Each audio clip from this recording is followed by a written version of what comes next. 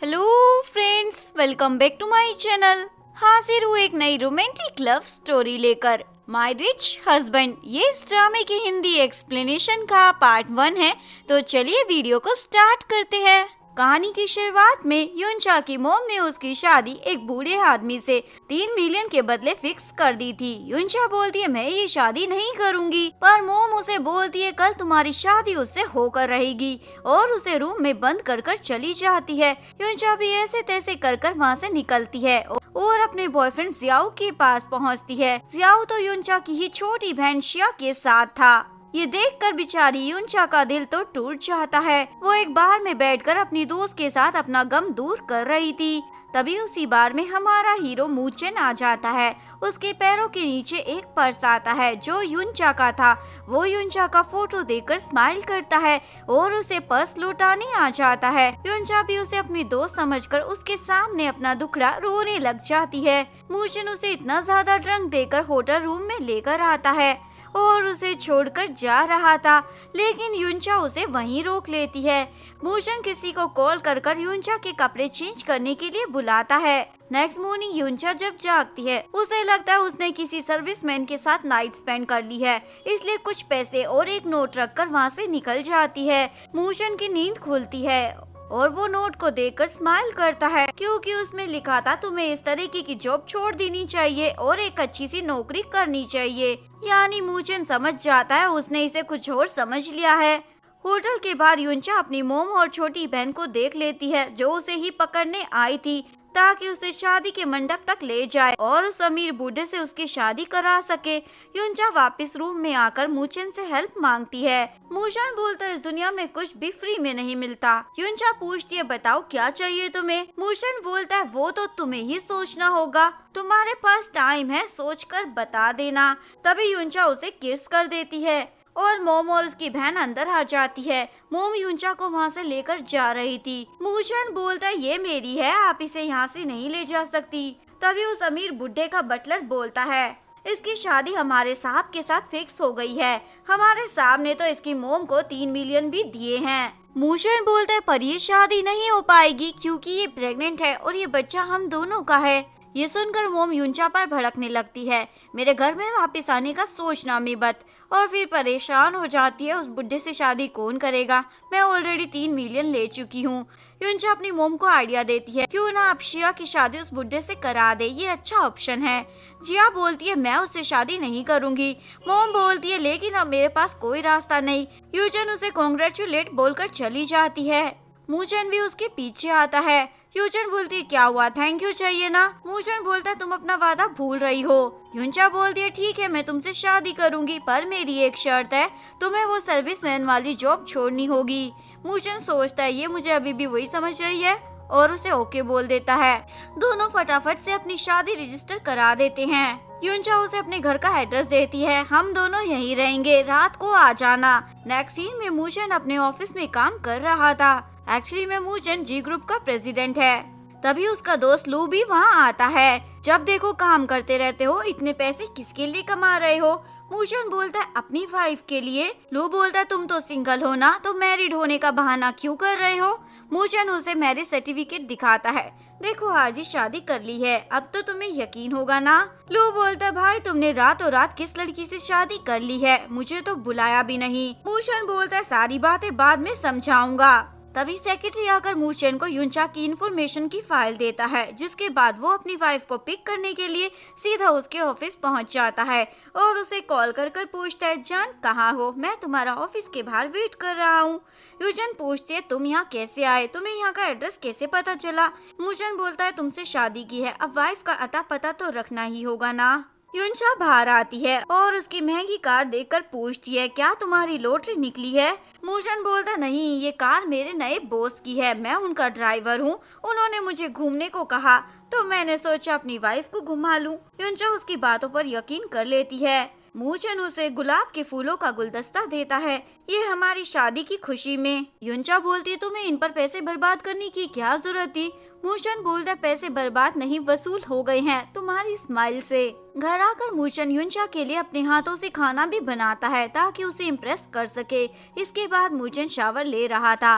पर कॉकरोच को देखकर चिल्लाने लग जाता है। युनचा बाथरूम में आकर देखती है और पहले तो उसे टॉवल पहनने को कहती है और फिर कॉकरोच का काम तमाम कर कर बोलती है, तुम इतने बड़े हो गए हो और एक कॉकरोच से डरते हो।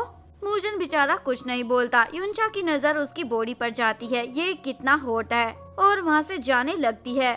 मूजन उसे रोक कर पूछता है, तुम शर्मा रही हो ना। युनचा बिना कुछ कहे वहाँ से भाग जाती है। इसके बाद दोनों मिलकर डिसाइड करते हैं युनचा बेड पर सोएगी और मूचन सोफे पर। नेक्स्ट डे ऑफिस में युनचा की बॉस उसे अपनी मैगजीन के लिए मिस्टर लू का इंटरव्यू लेने को बोलती है।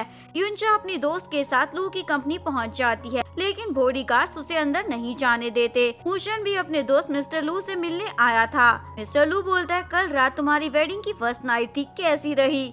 मूशन बोलता है, देखो मेरा मजाक मत उड़ाओ। तभी वो अपनी वाइफ यानी युनचा को वहाँ देख लेता है, इसलिए मिस्टर लू के पीछे तुरंत छुप जाता है।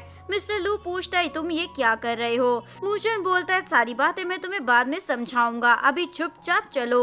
युनचा मिस्टर लू को देखकर उसके पास आती है और उसे इंटरव्यू देने के लिए रिक्वेस्ट करती है, लेकिन मिस्टर लू इंटरव्यू देने से साफ मना कर देता है।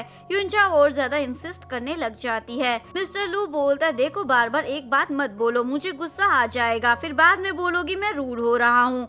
ये बोलकर जाने लगता है। मूचन भी वहाँ से उसके पीछे खिसक लेता है। युनचा की फ्रेंड सू बोलती है, अगर हमने ये इंटरव्यू नहीं लिया तो बॉस तो हमें छोड़ेगी नहीं। तभी मूचन अपनी मुंडी मोड़कर अपनी वाइफ को देख रहा था। युनचा को वो जाना पहचाना लगता है, मेरा पति यहाँ क्या कर रहा है। मूचन मिस्टर लू को अपनी सारी कहानी बता देता है और फिर बोलता है, तुमने मेरी वाइफ को धक्का कैसे मारा। मिस्टर लू बोलता है, मैंने तो उसे टच भी नहीं किया, फालतू में इंजाम क्यों लगा रहे हो। मूशन बोलता है, ठीक है तो तुम्हें उसकी मैगजीन के लिए इंटरव्यू देना होगा। मिस्टर लू ओके बोल देता है। मूशन को युनचा का कॉल आता है, तुम अभी कहाँ पर हो। मूशन बोलता है, मैं अपने काम पर हूँ, क्या तुम मुझे मिस कर रही हो मेरी प्यारी वाइफ। युनचा बोलती है, ऐसा नहीं है, मैंने अभी तुम्हारी जैसे शक्ल का आदमी यहाँ देखा। मूशन बोलता है, तो कॉल कर कर कंफर्म कर रही हो मैं काम पर गया हूँ या नहीं। वैसे तुम्हें तो पता है ना मैं लड़कियों में कितना ज्यादा पॉपुलर हूँ। युनचा उसकी बात सुनकर हंसने लग जाती है और कॉल कट कर देती है। रात को मूशन उससे पूछता है, आज तुम घर आने में इतनी लेट कैसे हो गई। युनचा बोलती है, मेरी बॉस ने मुझे मिस्टर लू का इंटरव्यू लेने के लिए भेजा था, पर उनके बॉडीगार्ड्स ने मुझे गेट से ही भगा दिया। मूशन बोलता है, मैं तुम्हारी हेल्प कर सकता हूँ, मेरा बॉस और मिस्टर लू बहुत ही अच्छे दोस्त हैं। युनचा खुश होकर उससे हग कर लेती है, अगर ये इंटरव्यू हो गया तो मैं तुम्हें जरूर डिनर पर ले जाऊंगी। नेक्स्ट डे मिस्टर लू इंटरव्यू दे देता है। इंटरव्यू खत्म होते ही मूचन भी वहाँ टपक पड़ता है। युनचा पूछती है, तुम यहाँ क्या करने आए हो। मूचन बताता है, आज मेरे बॉस ने मुझे छुट्टी दी है। और मिस्टर लू को बोलता है, तुम्हारा काम खत्म हो गया ना, अब यहाँ खड़े क्यों हो, जाते क्यों नहीं। मिस्टर लू सोचता है, ये मेरा दोस्त मुझसे ही जलकर मर जाएगा और वहाँ से चला जाता है। इसके बाद युनचा मूचन को डिनर पर लेकर जाती है। मूचन को अपने दोस्त मिस्टर लू की बात याद आती है, तुम्हें अपनी वाइफ को अपनी असलियत बता देनी चाहिए, बाद में सच पता चलेगा तो हो सकता है वो तुम्हें छोड़कर चली जाए।